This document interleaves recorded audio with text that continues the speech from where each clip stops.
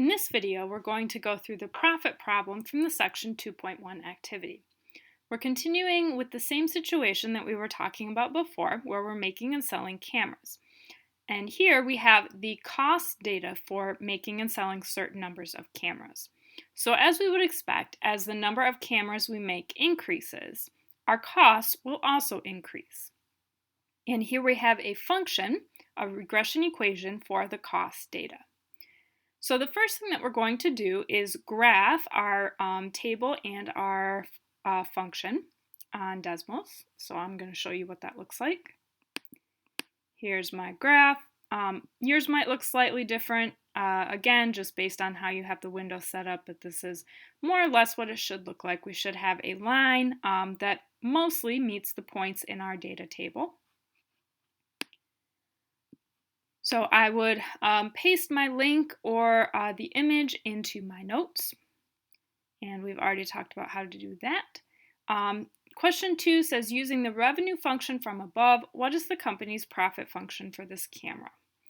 So we remember that profit is revenue minus costs. So P of X equals R of X minus C of X.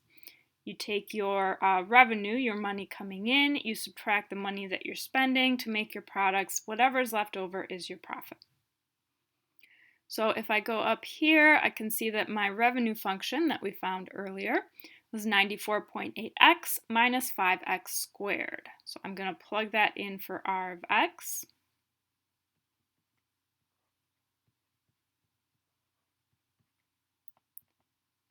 And I'm plugging in the already multiplied out version because I would need to multiply it out anyway to do some simplifying here.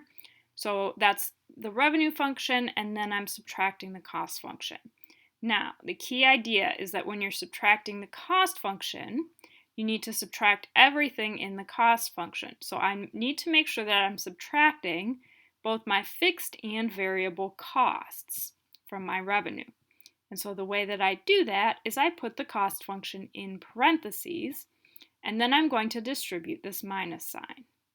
So it's minus parentheses 156 plus 19.7x. And then when I distribute that, I'm going to have 94.8x minus 5x squared minus 156 and minus 19.7x. So both of those costs are subtracted. Now I'm just going to clean this up a little bit by combining some like terms.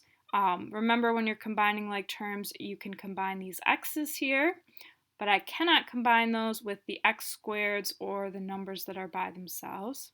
So that's going to give me negative 5x squared, and then 94.8 minus 19.7, that's going to be plus 75.1x, and then minus 156. So that's my profit function. And just like my revenue function, this is a quadratic function. So the graph of it is going to be a parabola because I have an x squared term. And we'll see what that looks like in a minute. So what we're going to do in question 3 is we're going to use our profit function that we just wrote to complete the table. So I'm going to plug in values for x and then get the values for the profit. So there's two places, two x's here. Make sure that you're plugging the same number in for both. So like I would plug in 1 here for the x squared, and then 1 here multiplied by 75.1, etc. So do that on your calculator. I'm going to fill in the answers that you should be getting here, just so that you can check to make sure that you're doing it correctly. For 3, you should get 24. For 6, you should get 115. And for 9, you should also get 115. For 12, you should get 25. And for 15, you should get negative 155. So we see here that we have negative profit for the first and last rows. And what's happening is that if I make too few cameras, then I'm not making enough or selling enough to cover my fixed costs, and so I'm losing money. If I make too many cameras, what happens is that the demand is not there for that many cameras. So I'm making cameras and they're sitting on the shelves and not being sold. And so that's costing me money that way because I'm making things that I'm not recovering the cost from. So that's what my table looks like. And then in question 4, I'm going to add the table to the graph from question 1, add the profit function, and then also add the revenue function. So I'm going to switch over to that so you can see what that should look like. So here I have my red line is the cost function. The purple is the revenue. We have this graph from the last activity. And the blue is the profit. So the blue parabola here is the profit for making and selling a certain number of cameras. So that's what that should look like. So you can copy and paste the link or the image into your notes.